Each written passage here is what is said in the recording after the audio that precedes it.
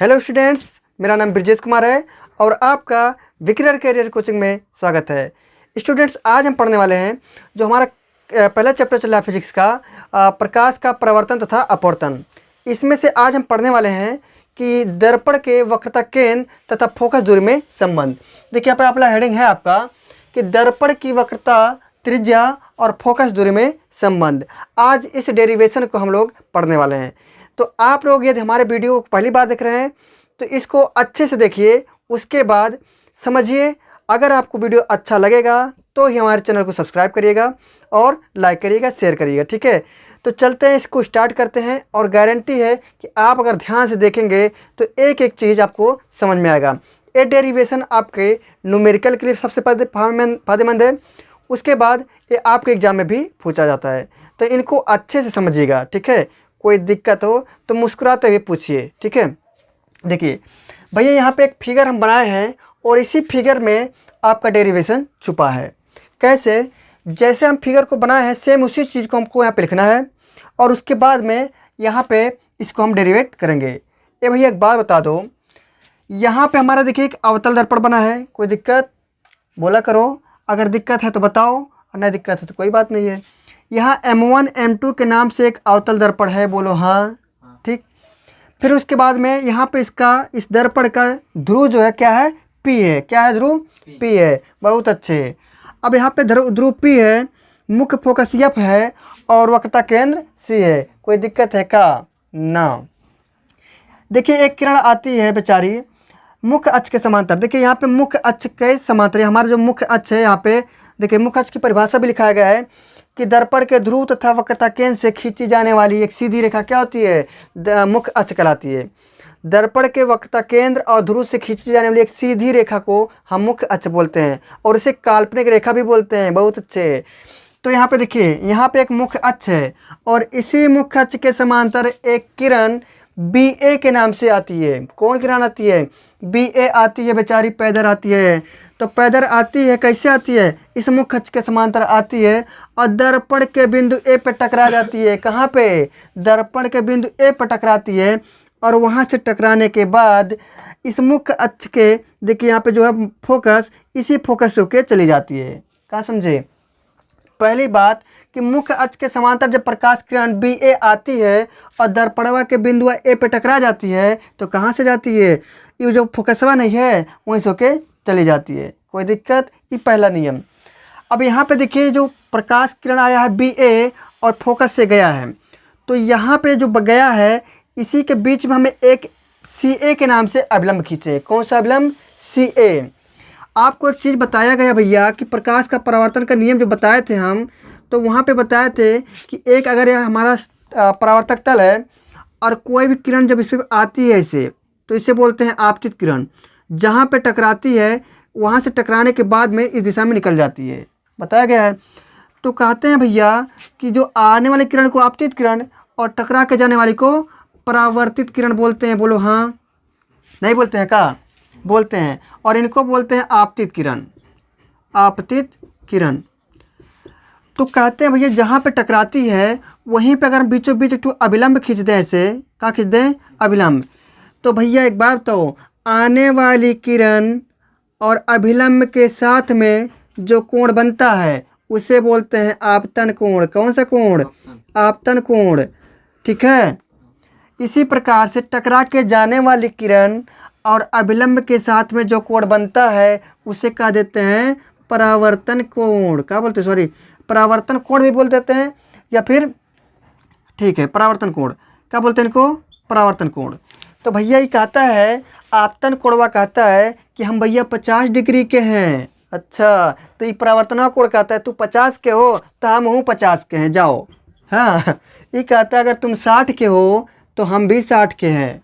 ये कहता है भैया हम 70 डिग्री के हैं, तो ये कहता हम भी 70 के हैं, तो उससे कम ना है। ठीक है, या मतलब कुल मिला जुला के है कि जो आपतन कोण होता है वह परावर्तन कोण के बराबर होता है। ये अगर 60 तो इहो 60, ये 70 तो इहो 70। समझ में आया? यानी आपतन कोण परावर्तन कोण के बराबर होता है। अब आ जाओ धीरे से यहाँ पे। तो यहाँ पे अगर हम CA के नाम से एक अभिलंब खींचे हैं ना, वही चीज़ यहाँ पे काम कर रहा है। तो मान लीजिए यहाँ पे देखिए, जहाँ पे टकराया है इस बिंदु को हम मान लेते हैं जहाँ पे आपतित हुए हैं किरण, ठीक है। और वहाँ पे हमारा CA के नाम से जो अभिलंब है, क्या नाम है, BAC। क्या है भैया, बोलो BAC, साथे साथे बोलो BAC। जो कोणवा यहाँ पे बना है वह कोणवा देखो CAF। क्या है, CAF। तो ऐसे दोनों बराबर नहीं हो जाएंगे, बोलो हाँ। भैया देखो, अगर ये अभिलंब है, इनको आपतित किरण मान लें। क्या मान लें, आपतित किरण।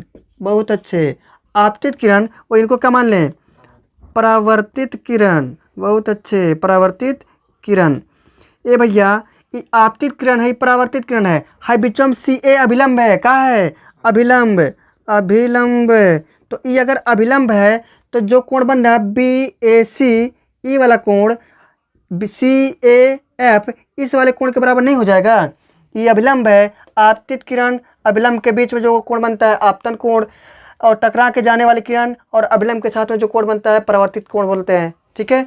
तो परावर्तन कोण बनता है, तो ये दोनों आपस में बराबर होते हैं। यह नियम काम कर रहा है, कोई दिक्कत है क्या? जैसे जैसे बना है उसी चीज़ को यहाँ पे लिख देना है, कोई दिक्कत तो नहीं होना चाहिए।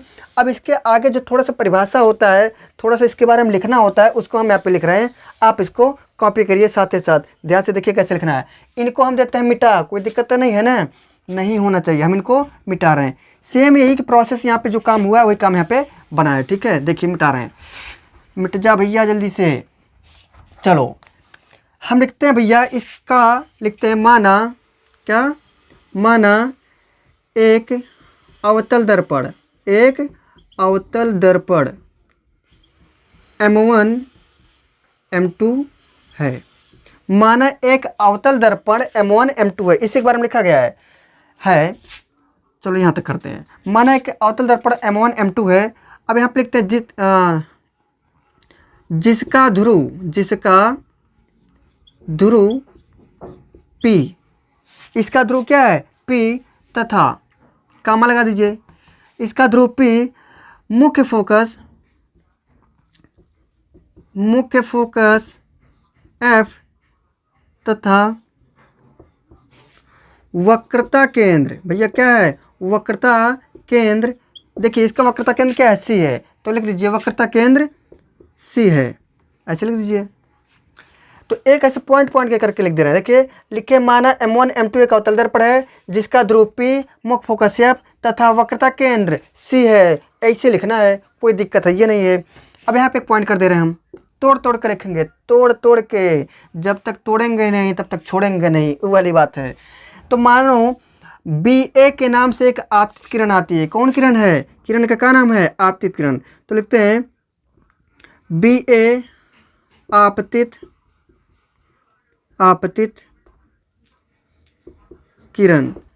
BA आपतित किरण मुख्य अक्ष के समांतर, किसके समांतर, मुख्य अक्ष के समांतर आती है और दर्पण के बिंदु A पर टकराती है। यानी अभिलंब, अभिलंब कोण, कौन से कोण, BAF को दो भागों में, दो बराबर भागों में। तो यहाँ पे जो दो बराबर भागों में, अच्छा भैया एक बात है, इसको हम तोड़ के लिख दें, क्या है कि दो बराबर भाग क्या है, एक तो है BAC, तो लिखते हैं कोण BAC बराबर कोण CAF, कोण CAF।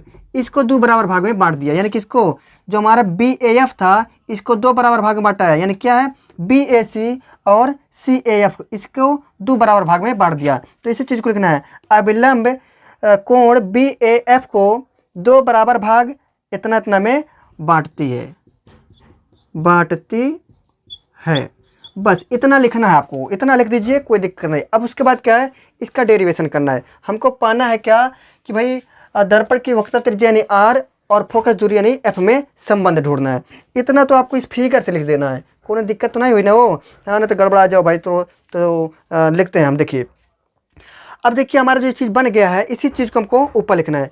जो चीज़ हमारे यहाँ पे कोण बना था BAF, इसी को हमको दो भाग में बांट दिए हैं। तो इसी चीज़ को हम ऐसे लिख सकते हैं कि भैया देखिए यहाँ पे कर दे रहे हैं, कोण BAF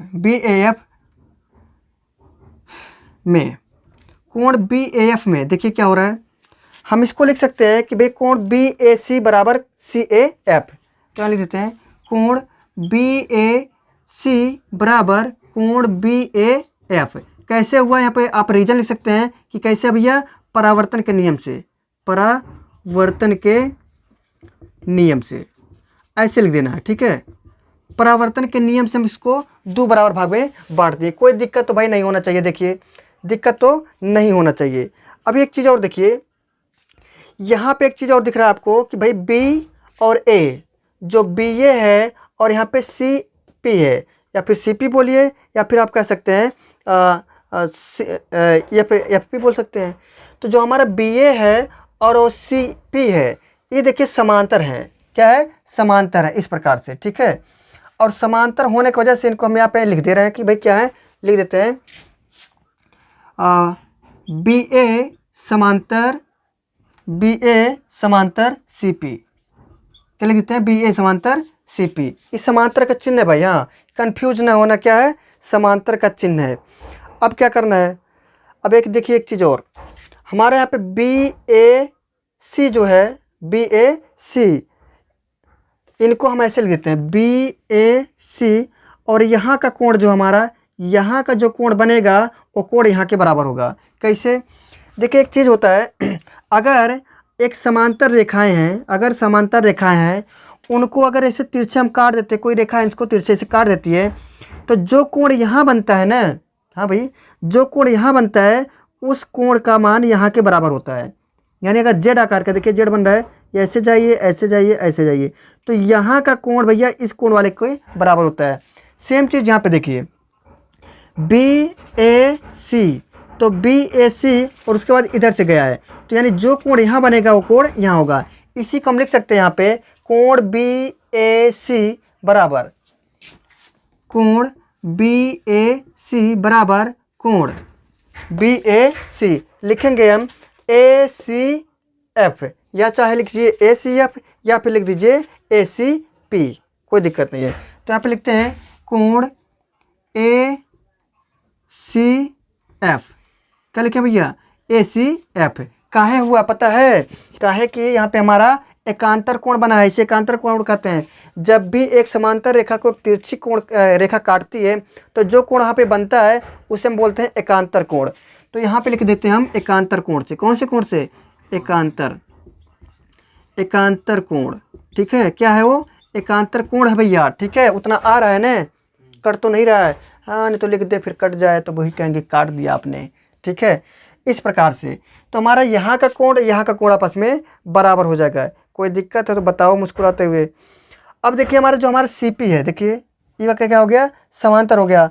अब हम कहते हैं भैया जो हमारा CF है, क्या है, CF, वह बराबर है किसके, CF बराबर है AF के, किसके, CF बराबर है AF के, यहाँ के बराबर।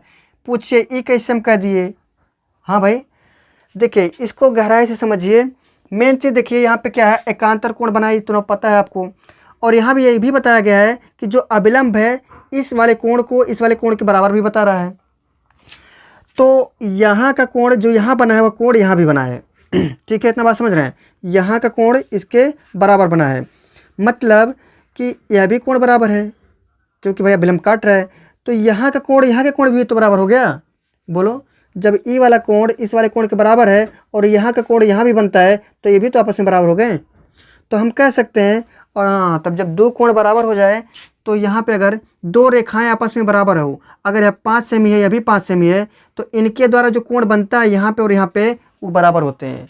हाँ भाई, अगर दो रेखाएं आपस में बराबर है तो उनके बीच का कोण बराबर होता है भाई, हाँ इतना याद रखिए। इसी प्रकार से अगर 3 रेखाएं आपस में बराबर हैं और उनके द्वारा जो कोण बनता है, तीनों कोण बराबर होंगे, याद रखना, ठीक है। अगर दो कोण बराबर हैं तो दोनों भुजा भी बराबर होगा, ठीक है। इसी प्रकार से अगर दो भुजाएं बराबर है तो उनके बीच का कोण बराबर होगा, और यही चीज़ यहाँ पे हम पा रहे हैं। तो जब इनको हम इसके बराबर कर देने, सी एफ बोल रहे हैं एफ ए के बराबर है, काहे? क्योंकि भाई यहाँ का कोण और यहाँ का कोण आपस में बराबर हो रहा है, इसीलिए हम यहाँ पे इसको लिख दे रहे हैं, ठीक है। तो यहाँ पे लिखते हैं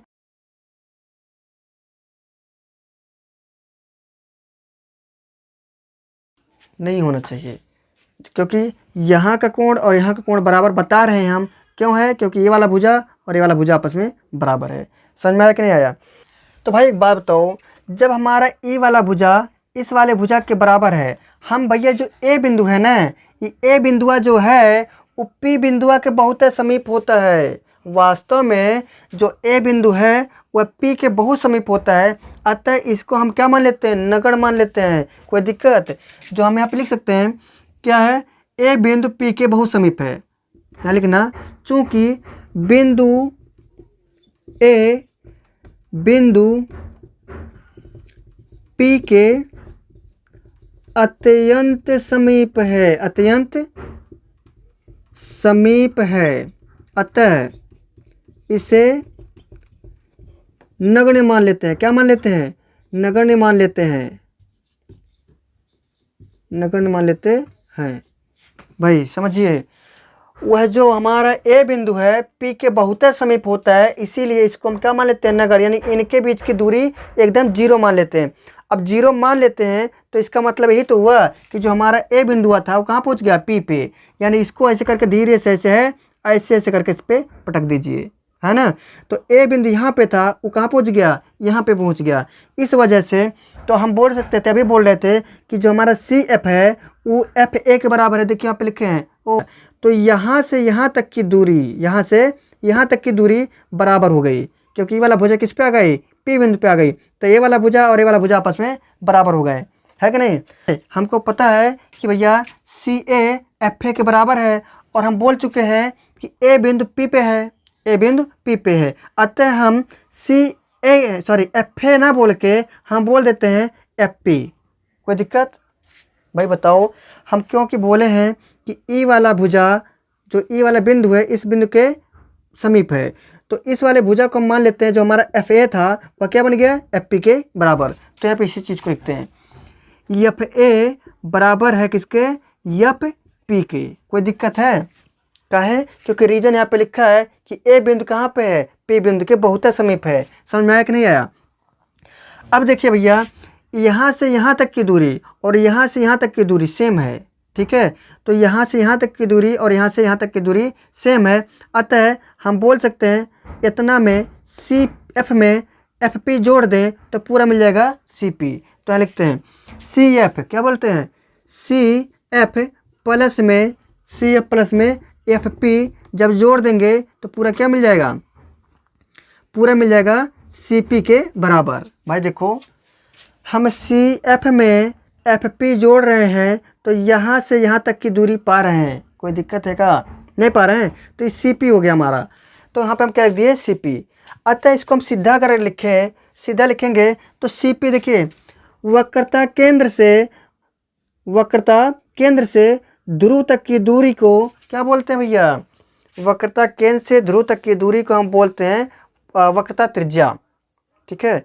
या फिर ऐसे कह दीजिए कि दर्पण के ध्रुव से वक्रता केंद्र तक की दूरी को बोलते हैं वक्रता त्रिज्या, है ना। तो उसी चीज़ को जहाँ पे सी पी लिखा है, यहाँ से लेके यहाँ तक की दूरी को हम आर से लिखते हैं, तो इसकी जगह क्या लिखते हैं? आर लिख सकते हैं। हाँ भाई बोलो, आर लिख सकते हैं कि नहीं लिख सकते हैं?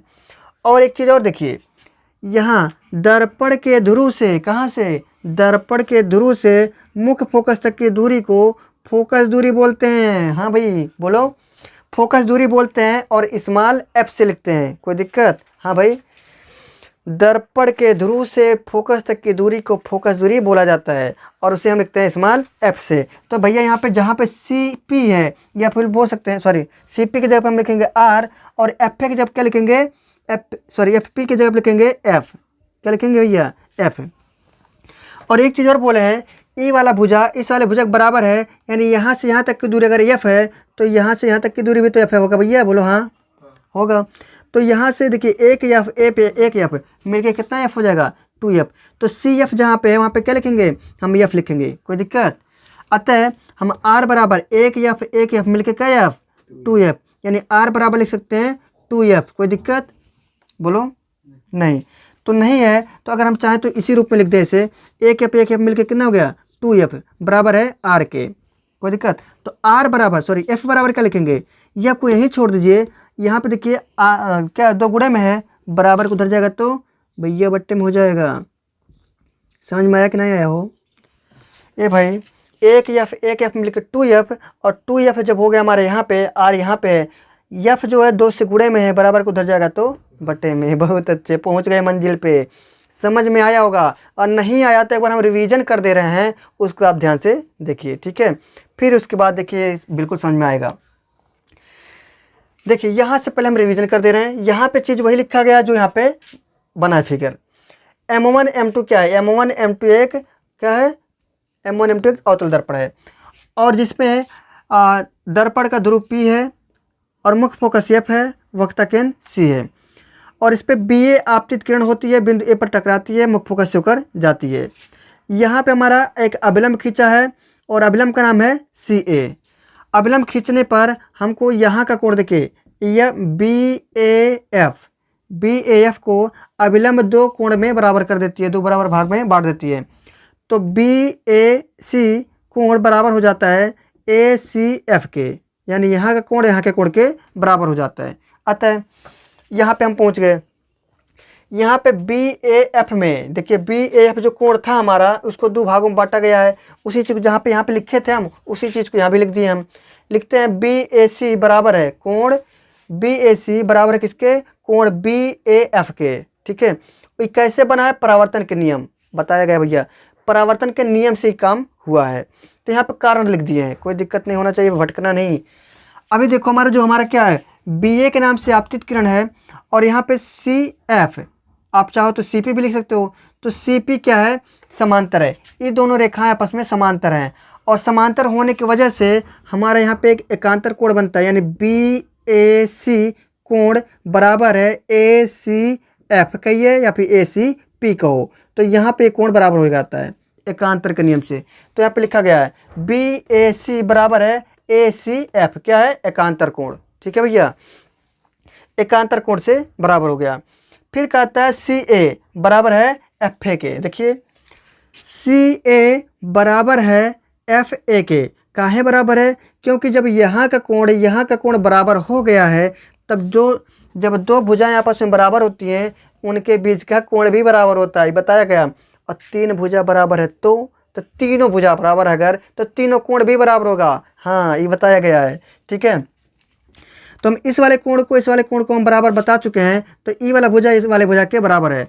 तब फिर कहता है भैया अगर ये दोनों भुजवा बराबर है तो कहता है ए बिंदुआ जो है न उपी पर है, कहाँ पे है, कहता है जो ए बिंदु है ऊपी पर है, मतलब पी के बहुत समीप है, अतः उसको क्या मान लेते हैं, नगण्य मान लेते हैं। तो जब बताओ ई वाला बिंदुआ हम यहाँ पे बता दिए हैं, तो ये मतलब ये भुजवा क्या हुआ, इस पर गिर गया। जब हमारा FA था, FA और क्या बन गया, FP बन गया। मतलब हम बोल सकते हैं FA बराबर है FP के, यहाँ पे लिख दिए हैं FA बराबर है FP के, कोई दिक्कत तो नहीं होना चाहिए। जब हमारा FA FP पे आ गया तो ए वाला भुजा के बराबर हो गया। तब यहाँ से यहाँ तक की दूरी को हम बोलते हैं F, यानी FP की दूरी को हम F से लिखते हैं, और यहाँ से भी यहाँ तक की दूरी को F से। कारण क्या होगा लिखने का, क्योंकि जब हमारा ये दूरी और ये वाला दूरी बराबर है तो ये उसका मान भी बराबर हो जाएगा। तो हम लिखें CF प्लस में FP बराबर है CP के, यानी हमारा वक्रता केंद्र से ध्रुव तक की दूरी को बोलते हैं क्या, वक्रता केंद्र से ध्रुव तक की दूरी को वक्रता त्रिज्या बोलते हैं, R से लिख दिए हैं। FP को F से लिखते हैं, CF को भी F से लिखते हैं क्योंकि उसके बीच की दूरी है, दोनों बराबर हो गए हैं। तो FP में CF जोड़ेंगे तो मिलके F हो जाएगा, FF मिलके 2F बन जाएगा, और 2F बराबर है R के। F को यहीं छोड़ दीजिए, R को भेज दीजिए, बट्टे में आ जाएगा। इस प्रकार से आपका ये सॉल्यूशन ख़त्म हुआ, डेरिवेशन आपका ख़त्म हुआ। आपको वीडियो कैसा लगा, यदि अच्छा लगा तो हमारे इस चैनल विकिरण कैरियर कोचिंग को सब्सक्राइब करिए, और क्योंकि इस वीडियो में, इस चैनल पर आपको मैथ के, फिजिक्स के जितने भी क्वेश्चन हैं, न्यूमेरिकल हैं, इन सभी को भी लिखाया जाएगा और साथ साथ इसका नोट भी बनवाया जाएगा, एक एक थ्योरी का। ठीक है, तो आपको कंप्लीट अगर इस पे पढ़ना है तो हमारे इस चैनल को सब्सक्राइब करिए और लोगों तक शेयर भी करिए भाई, क्योंकि इस पे सभी चीज़ें मिलने वाली हैं। तो मिलते हैं अगले वीडियो में, तब तक के लिए जय हिंद।